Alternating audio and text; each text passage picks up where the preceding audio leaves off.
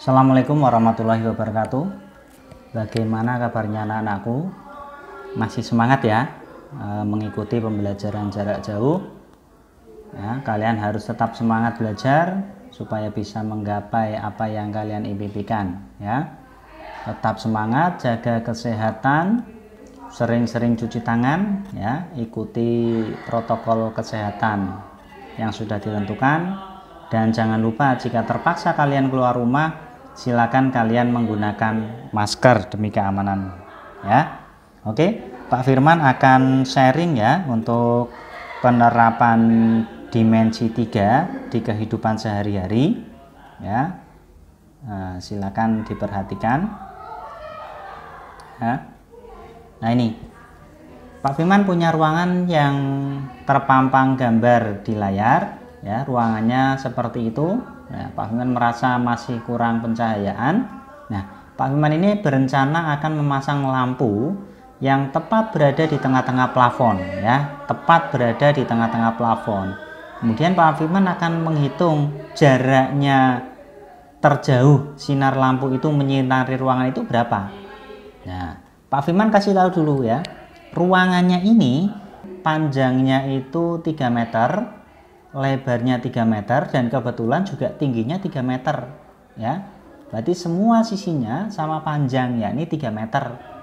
Maka ruangan ini jika kita ilustrasikan ke dalam bentuk dimensi 3, maka akan berbentuk kubus ya. Pak Firman ilustrasikan sebagai berikut. Nah, bentuknya kubus seperti itu. Pak Firman namai kubusnya A, B, C, D, E, F, G, H ya. Ya.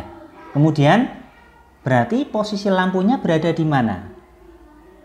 Ya, di tengah plafon tadi ya. Posisinya lampu ada di gambar seperti itu. Berada tepat di tengah-tengah. Kemudian, nah, karena berada di tengah-tengah, maka kita bisa mencari posisi lampu itu berada di titik potong diagonal sisi atas. Misalkan kita namai titik potongnya adalah P. Ya, maka bisa digambar seperti ini. Ya, diagonal sisinya. Nah, perpotongan pas berada di lampu kita namai titiknya adalah titik P. Nah, maka jarak terjauh sinar lampu itu berada di mana? Yaitu titik P itu ke penjuru ruangan yang di bawahnya. Ya, berarti bisa titik P ke A, bisa titik P ke B, P ke C, ataupun P ke D. Itu sama panjangnya. Ya. Nah, itu panjangnya. Misalkan yang kita hitung adalah panjangnya dari P ke A atau AP, tambahkan itu ya. Nah, bagaimana cara mencarinya? Nah, sekarang perhatikan segitiga APE. Itu segitiga siku-siku di E. Kenapa kalian tahu? Ayo. Ya. Karena apa?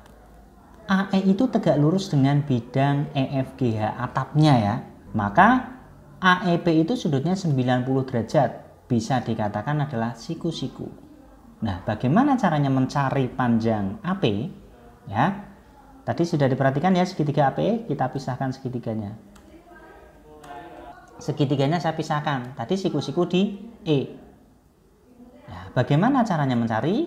Nah, sekarang kita simak perhitungan berikut. Karena tadi Pak Firman menyebutkan sisinya semuanya sama panjangnya 3 meter, maka AE ini adalah panjang sisinya ya, maka di sini adalah 3 meter. Kemudian EP, kamu perhatikan di kubusnya, EP itu merupakan apa? EP itu setengahnya dari EG. EG itu apa kalian ingat? Ya, EG itu merupakan diagonal sisi kubus. Berarti panjangnya adalah A akar 2. Sehingga EP ini setengahnya dari EG. Berarti panjangnya adalah setengah dari 3 akar 2. Atau bisa dituliskan menjadi 3/2 akar 2. Nah, sekarang yang akan kita cari adalah ini, panjang AP-nya. Bagaimana caranya mencari panjang AP? Nah, karena kalian sudah tahu ya, tadi segitiganya adalah segitiga siku-siku, maka kita bisa menggunakan di SMP apa namanya itu? Segitiga siku-siku? Ya, teorema Pythagoras. Ya. Bagaimana caranya mencari panjang AP? Ya, betul. panjang AP kuadrat itu sama dengan panjang AE kuadrat ditambah panjang PE kuadrat. Ya, tadi panjang AE-nya adalah 3, kita substitusikan. Berarti AP kuadrat sama dengan 3 kuadrat ditambah 3/2 akar 2 dikuadratkan. Maka hasilnya, paham ya, tidak ada masalah dengan ini ya. Tinggal dikuadratkan semua. Ya, 9/4 kali 2, maka hasilnya adalah 9/2. Kemudian dilanjutkan, samakan penyebut. Kemudian panjang AP kuadratnya adalah 27 akar 2. Maka panjang AP-nya itu tinggal kita akarkan. Nah, berapa akarnya 27/2? Ya, kalian ingat ya, yang namanya 29 itu bisa diubah menjadi perkalian 9 kali 3. Nah, 9-nya itu bisa diakar menjadi 3. Maka hasilnya adalah 3 akar 3/2.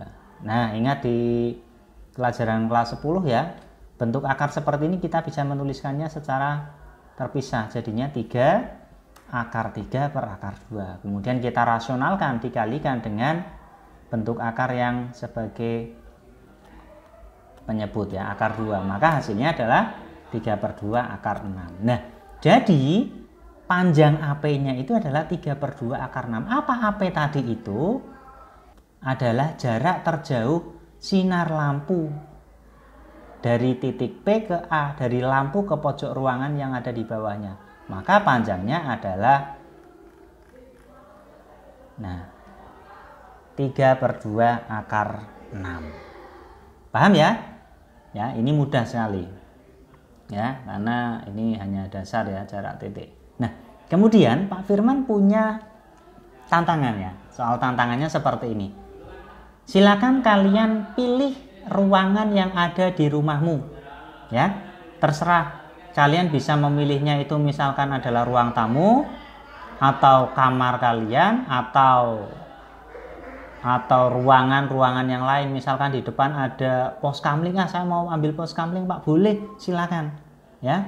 Yang penting bisa digambarkan dalam bentuk dimensi 3 ya, bentuknya itu kubus atau balok, silakan ya. Nanti permasalahannya hampir sama ya, permasalahannya seperti ini.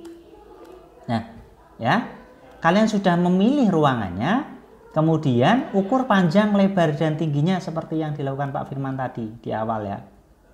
Ya, nah ini kasusnya. Jika ruangannya A itu akan dihias menggunakan pita, maka tentukan panjang pita yang dibutuhkan. Jika ketentuan pemasangan pitanya itu dari posisi lampu di tengah plafon seperti yang Pak Firman tadi, kemudian ditarik ke 4 penjuru ruangan, ya, dengan ketinggian pitanya itu setengah dari tinggi ruangan kalian, ya. Berarti pitanya itu dari tengah-tengah lampu di sini di atas plafon, kemudian ditarik ke 4 penjuru ruangan, ya. Nah, tingginya ini setengah dari tinggi ruangan, setengahnya di sini. Berarti nanti ada 4, 1, 2, 3, 4. Lah itu kalian hitung berapa panjang pita yang dibutuhkan. Ya, tentunya langkahnya seperti yang Pak Firman jelaskan di awal tadi ya. Pertama, kalian harus memfoto dulu ruangannya. Kemudian kalian gambarkan dalam dimensi 3, baik itu misalkan kalau ruangannya balok ya dibuat saja balok, atau kubus dibuat kubus. Kemudian setelah itu perhitungannya kalian sertakan ya. Nanti ada menu uploadnya, di mana menu upload foto, kemudian mana menu upload perhitungan. Begitu ya. Silakan kalian kerjakan. Nanti kalau apabila ada pertanyaan, silakan kalian bisa WA Pak Firman atau chatting di tim ya. Nanti akan dibahas. Oke? Sekian dari Pak Firman ya, aplikasi dimensi 3 dari kehidupan sehari-hari. Semoga bermanfaat. Wassalamualaikum warahmatullahi wabarakatuh.